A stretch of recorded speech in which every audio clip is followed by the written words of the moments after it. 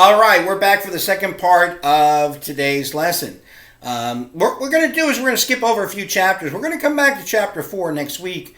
But we skip over chapter 3 because the intercultural chapter, the authors only put this in about like 2 or 3 years ago. It's a brand new chapter. And because we do teach an intercultural class here at Bergen, I kind of just leave it alone.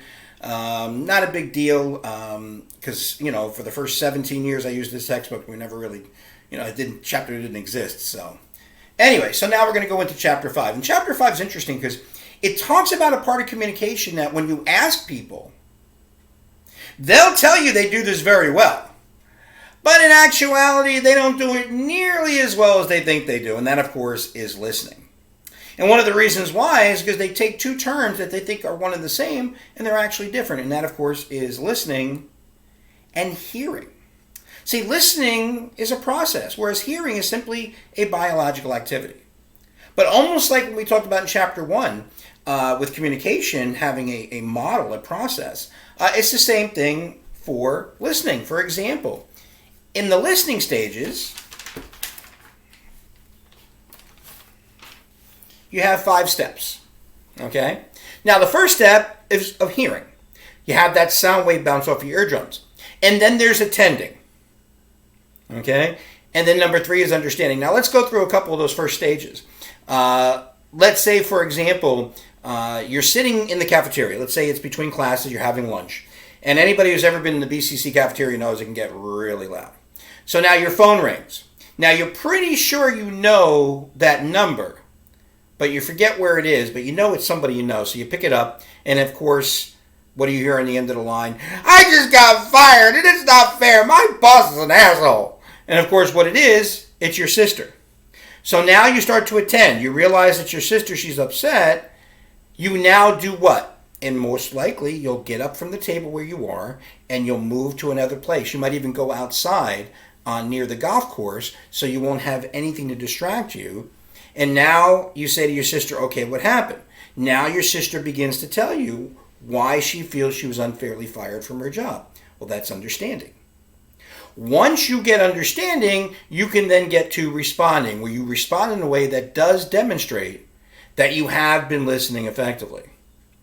But now you finish talking to your sister, you go back in, you finish your lunch, you take 2 more classes, you then go to work for a couple of hours, go hang out with your friends at the diner, at about 10 o'clock at night, have some gravy fries. You finally get home at 11:30. You're walking down the hallway. You walk past your sister's bedroom, and your sister says, hey, do you remember what we talked about today? The last thing your sister needs to see or hear is,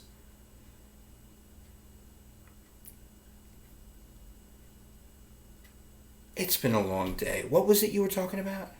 I never tell you anything. You never listen to me. I hate you. Slam the door, and now you've punctured a relationship. All right, or damaged a relationship. That's why remembering might be one of the most important parts of listening. And you want to make sure that you complete all 5 whenever possible.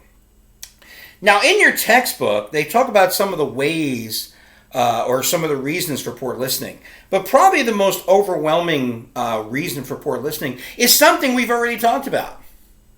And that's noise. And it doesn't matter what type of noise it is. It's just the fact that you don't remove the noise. Okay? For example, external noise.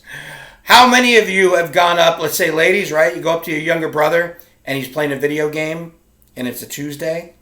And you say to the little brother, hey, listen, Mom and Dad's anniversary party on Saturday. Don't forget to go pick up the cake. But you're telling this to your brother while he's playing the video game. Of course, he's on Call of Duty 87, and he's, talking to this guy from Slovenia. Yeah, I got you. Whatever.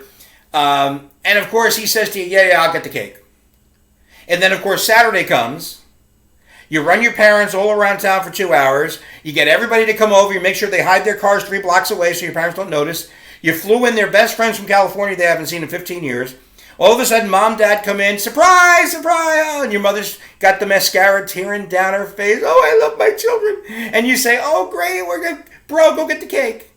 And bro says, what cake? And that's, of course, because you tried to talk to him while he was playing the video game. Again, removing noise.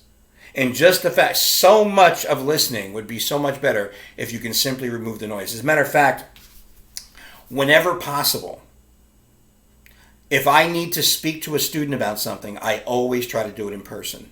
Now, of course, there are times when you just can't do it and you have to do it over the phone. But if I do have to do it over the phone, okay, if I need to talk with either a student or anybody, and this actually goes back to when I was an undergrad at Kane, when I first started learning, in this class. And it's been 30 years now, 31 years since I took that class at Kane, where if I need to talk with someone about something, let's say I have to do it over the phone, I shut the door, shut the windows, TV off, radio off, computer off. I just pick up that phone and I just give my undivided attention. Unfortunately, there's only one problem in that scenario. And you know what that is. I have no idea what's going on the other line. Okay? Especially if that person, for example, if they're on the other line, they have one of these, right? The clicker. You ever try talking to somebody if they got a clicker? Well, think about if you're talking to them on the phone, you have no idea they got the clicker. You think they're listening, and then you go to them about a day or two later, and they don't remember anything that you said. Well, now, there are some good ways that you can go about improving your listening, and they mention these in your book. Now, here are just some of the best ways you can go about improving your listening. Number one is just make sure you ask questions. We, of course, know what the dumbest question is, right? The dumbest question is the one not asked. All right? So you want to make sure that you ask questions. Also, paraphrase. If someone says something to you, repeat it back in your own words. Repeat back what they said in your own. So you're saying that we should repeat back what people said? Yeah, absolutely. That's what paraphrasing is.